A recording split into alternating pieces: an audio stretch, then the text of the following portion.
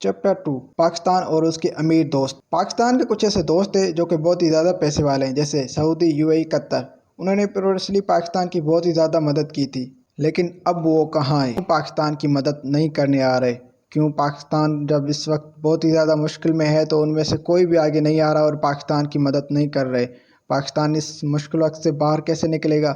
کیسے وہ اپنی اکنامی کو اسٹرانگ بنائے گا؟ سوالوں کے جواب آج ہم اس ویڈیو میں جاننے کی کوشش کریں گے۔ تو آئیے شروعات کرتے ہیں سعودی سے۔ 2018 میں سعودی نے 6.2 بلین ایڈز دیے فائنینشیل سپورٹ کے لیے پاکستان کو، اور 3 بلین کا آئل بھی دیا ایز اے لون کے طور پر۔ اس کے بعد 2021 میں 3 بلین کا اور لون دیا۔ اس کے بعد 2022 میں پھر سے 8 بلین لون پیکیج بھی اپروو کیا۔ اگر ہم یو اے کی بات کریں تو یو اے نے بھی پاکستان کو بہت کچھ دیا۔ 2018 میں یو اے نے 200 بلین کے ڈالر ایڈز دیے، 2019 میں 2 بلین کا اور لون دیا۔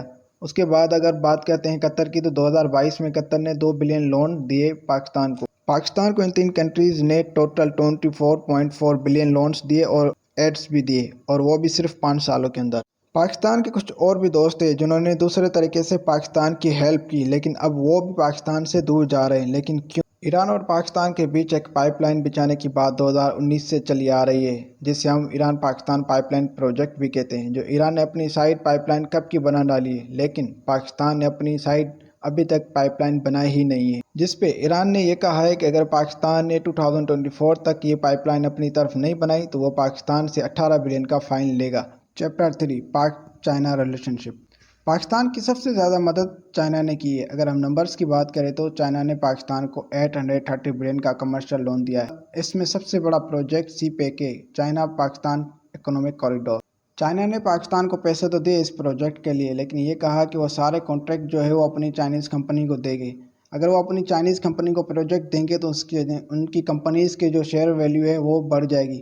فائدہ کس کا ہوگا؟ فائدہ ہوگا چائنا۔ اب ہم آتے ہیں چیپٹر 4 پہ، آخر پرابلم ہے کیا؟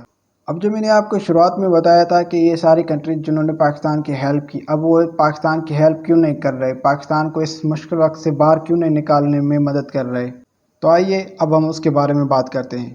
اب جن الگ الگ کنٹریز نے پاکستان کی ہیلپ کی تھی وہ ان 3 ریزنز کی وجہ سے کی تھی: humanity, common interest and economic interest. اب یہ جو کنٹریز تھے ان میں مسلمان رہتے ہیں اور پاکستان بھی مسلمان ملک ہے، تو یہ ایک برادرہڈ کی وجہ سے پاکستان کی ہیلپ کر رہے تھے۔ چائنا جو ہے وہ اپنے انٹرسٹ کے لیے پاکستان کی ہیلپ کر رہا تھا۔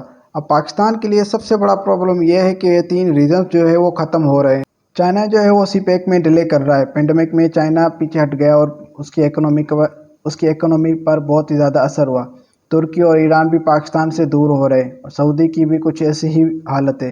اگر ہم بات کرتے ہیں سعودی کی تو جب عمران خان حکومت میں تھے تو انہوں نے ایک الائنس بنانے کی کوشش کی جس میں پاکستان، قطر، ترکی اور ملیشیا تھے، اور انہوں نے سعودی کو باہر رکھا، اور یہ بات سعودی کو بہت ہی زیادہ بری لگی، جس پہ سعودی ناراض ہوا اور سعودی نے کہا کہ اب نو فری لونز اور نو free AIDS.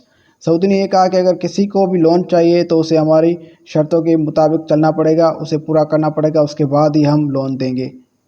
I am F نے بھی ابھی تک پاکستان کو لون نہیں دیا، جبکہ حال ہی میں نیوز آئی تھی کہ آئی ایم ایف نے یوکرین کو 15.6 بلین لون دیے، اور امریکہ نے اپنی سلیکون بینک کو بچانے کے لیے 300 بلین بنا ڈالے۔ اب یہ تو بات ظاہر ہے کہ ان کی پرائیورٹیز الگ ہے۔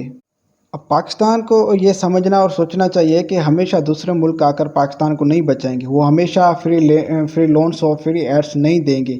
پاکستان کو اپنے ملک چلانے کے لیے خود محنت کرنی پڑے گی۔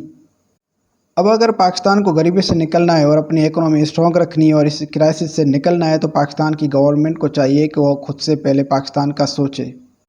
اب جو بھی نئی حکومت آتی ہے وہ ہمیشہ دوسروں سے ایڈز اور لونز مانگتی ہے۔ کوئی بھی پاکستان کی حکومت آج تک اپنے پورا ٹائم پیریڈ تک نہیں چلی، مینس کہ 5 سال تک نہیں چلے، اس کو ہٹایا جاتا ہے۔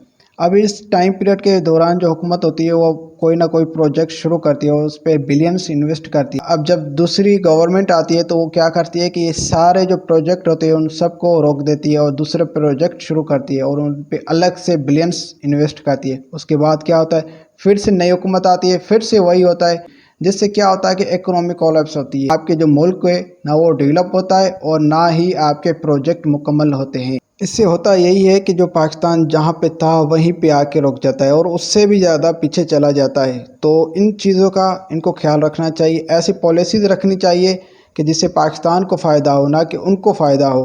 اگر ایک گورنمنٹ نے ایک پروجیکٹ شروع کیا ہے تو دوسری گورنمنٹ آ کے اس پہ تھوڑے پیسے خرچ کر کے اس کو مکمل کرے، اس سے پاکستان ڈیولپ بھی ہوگا، وہ پروجیکٹ بھی پورا ہوگا اور ان کے پیسے بھی ضائع نہ ہوگی۔